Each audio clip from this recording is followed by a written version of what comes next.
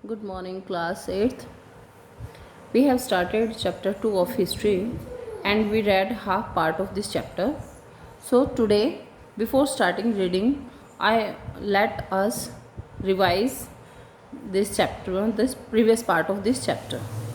We started the chapter and we read about East India Company comes east. East means जब हम world के map में check करते हैं तो यहाँ पर जो इंडिया है इधर वाला पार्ट ईस्ट डायरेक्शन में आता है। तो ईस्ट इंडिया कंपनी का भारत आना कब आए? इन 1600 में हमने रीड किया है। नेक्स्ट हमने रीड किया कि वास्को द गामा जो एक पोर्तुगीज़ थे उन्होंने डिस्कवर्ड किया सी रूट को इन 1498 में। After that Vasco the gamma in Portuguese को फॉलो करते हुए यहाँ डच आए, फ्रेंच भी आए। नेक्स्ट फिर हमने किया कि फर्स्ट इंग्लिश फैक्ट्री एस्टेब्लिश हुई कब? 1651 में। नेक्स्ट है इसके बाद धीरे धीरे कंपनी ने क्या है मुग़ल एम्परर औरंगज़ेब से फरमान इशू करा लिया और धीरे धीरे इनको क्या है इन्होंने बंगाल की दीवानी ले ली। नेक्स्ट है बंगाल के नवाब के बारे में हमने किया। तो उस टाइम में पहले बंगाल के नवाब कौन थे? मुर्शिद कुली खां थे 1717 टू 1727 तक। इनके बाद जो इनके सक्सेसर हुए अलीवर्दी खान 1742-56। नेक्स्ट हुए सिराजुद्दौला 1756 में। ये तीनों ही जो रूलर हुए हैं नवाब थे, ये तीनों बड़े स्ट्रॉन्ग रूलर थे और ये तीनों ही कंपनी के अगेंस्ट थे। नेक्स्ट है 1756 में सिराजुद्दौला थे। उसके बाद 1757 में जब सिराजुद्दौला ने कंपनी को जो दीवानी राइट थे उनको वापस ले लिया और कंपनी को कहा कि वो टैक्स पे करेंगे, कासिम बाज़ार में उनकी फैक्ट्री को ब्लॉक कर दिया। तो उसके बाद रॉबर्ट क्लाइव जो मद्रास के ऑफिसर थे उनको जो है वो सेना को लेकर अगेंस्ट सिराजुद्दौला के खड़े हो गए। उन्होंने जो सिराजुद्दौला का जो कमांडर था, सेनापति था, वो था मीर जाफ़र। तो मीर जाफ़र को ये कहकर अपनी साइड में कर लिया कि जब सिराजुद्दौला के बाद जब सिराजुद्दौला हार जाएंगे उसकी डेथ के बाद मीर जाफ़र को नवाब बंगाल का बना दिया जाएगा। इसलिए जब लड़ाई हुई, बैटल ऑफ प्लासी हुई, तो मीर जाफ़र जो कमांडर था सेना का उसने अपनी सेना को लड़ाई का यानी कि आक्रमण करने का ऑर्डर नहीं दिया और जिससे सेना ने लड़ाई नहीं की और सिराजुद्दौला उसमें हार गया। तो आफ्टर सिराजुद्दौला के बाद जो है मीर जाफ़र को बंगाल का नवाब बना दिया गया।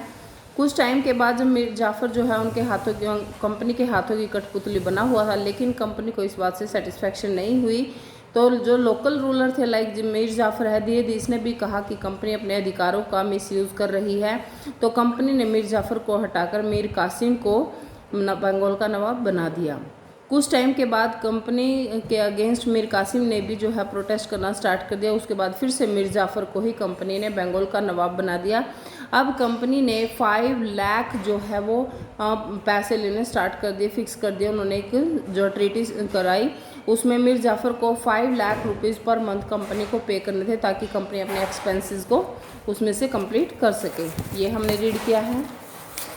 नेक्स्ट हमने इसमें रीड किया है द बैटल ऑफ प्लासी हो चुका है। नेक्स्ट इज ये हाँ तो हो चुका। नेक्स्ट है कि कंपनी रूल एक्सपेंड्स। अब नेक्स्ट हम रीड करेंगे आज कि कंपनी का जो रूल था एक्सपेंड करने का, अपना एरिया बढ़ाने का, अपने और ज़्यादा टेरिटरी उनको अपने अंडर कंट्रोल में लेने के लिए जो उन्होंने किया।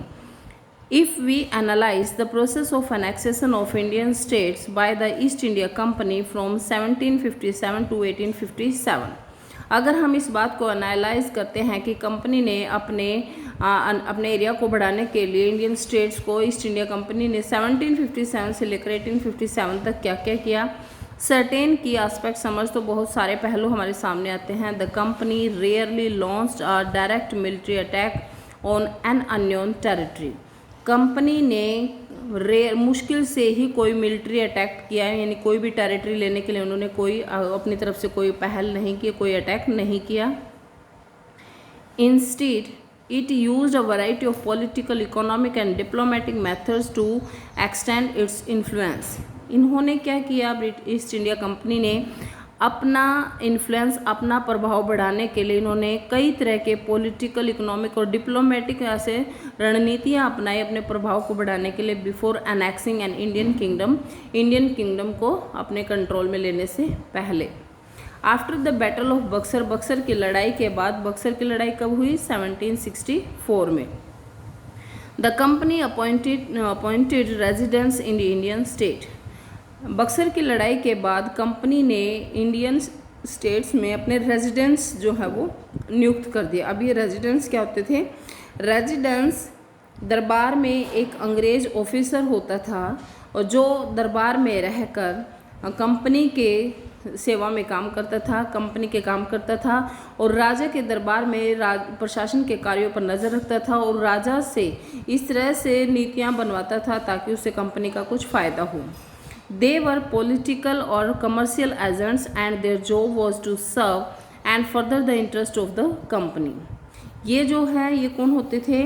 ये कंपनी की तरफ से जो ऑफिसर होते थे ये पॉलिटिकल और कमर्शियल एजेंट्स होते थे। इनका काम क्या था? कंपनी को सर्व करना और कंपनी के इंटरेस्ट को पूरा करना। Through the residents the company officials began interfering in the internal affairs of the Indian states. अपने इन ऑफिसर्स, इन रेजिडेंट्स के थ्रू कंपनी ने क्या है, राजाओं के और जो उनका जो इंटरनल अफेयर होते थे राज्य के, उनमें भी इंटरफेयर करना शुरू कर दिया। They tried to decide who was to be the success to the throne.